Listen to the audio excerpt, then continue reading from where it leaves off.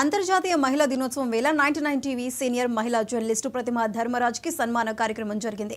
అనంతపురం ఉమ్మడి జిల్లా పాత్రికేయురాలిగా ఆమె చేసిన సేవలకు గుర్తింపుగా ఆమెకు ఈ సన్మానం లభించింది. శ్రీ సత్యసాయి జిల్లాలో జరిగిన మహిళా సాధికారిత సవాళ్లు పురస్కారాలు అనే అంశంపై జిల్లా అధికారులు వర్క్షాప్ నిర్వహించారు.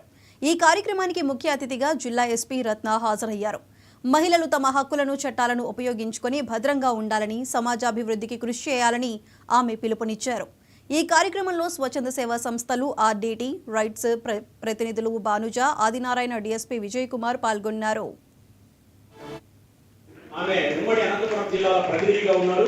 తర్వాత ఇంత ముందు వచ్చారా విజయ్ భార్గవి గారు, రండి మేడం ముందుకు రండి. శ్రీమతి విజయ్, అట్లాగే 99 న్యూస్, బీబీసీ మొదలైన ఛానళ్లకు ఆమె ఉమ్మడి అనంతపురం జిల్లాలో ప్రతినిధిగా ఉన్నారు. తర్వాత ఇంత ముందు ఇవాళ నాగ్పూర్ లో నిర్వహించిన నేషనల్ సెమినార్ లో ఆమె నేషనల్ లెవెల్ అవార్డు కూడా అందుకున్నారు. అంతర్జాతీయ మహిళా వారోత్సవాల్లో భాగంగా ఈ రోజు ఇక్కడ దీపం పరబ్రహ్మ స్వరూపం, దీపం వెలుగులో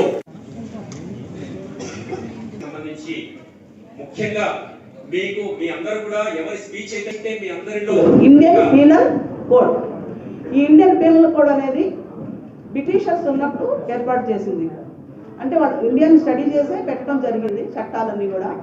సో అవి కొన్ని సంవత్సరాల తర్వాత, అంటే 75 సంవత్సరాల స్వాతంత్రం అయిపోయిన తర్వాత కూడా ఇంకా కొన్ని పాత చట్టాలు, పాత నేర శిక్షలు ఇంకా అలాగే అమల్లో ఉండటం వలన గవర్నమెంట్ దాని మీద ప్రత్యేకంగా దృష్టి పెట్టి ఆలోచించి కొత్త చట్టాలను తీసుకురావడం జరిగింది. కొన్ని అమెండ్మెంట్స్, ఇంకా శిక్షలు పెంచి.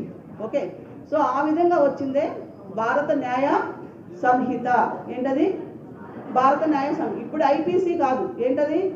భారత Nyaya Sanhita, BNS act. Okay, so BNS act ప్రకారం మహిళలకు సంబంధించినటువంటి నేరాలకి శిక్ష చాలా ఎక్కువగా పెంచడం జరిగింది గతంలో కంటే కూడా. ఈవెన్ ఒక పోక్సో కేసులో ఒక అమ్మాయి పేరుని బయట చెబితే కూడా 2 సంవత్సరాలు పనిష్మెంట్. ఇండియన్ పీనల్ కోడ్, ఈ ఇండియన్ పీనల్ కోడ్ అనేది బ్రిటిషర్స్ ఉన్నప్పుడు ఏర్పాటు చేసింది.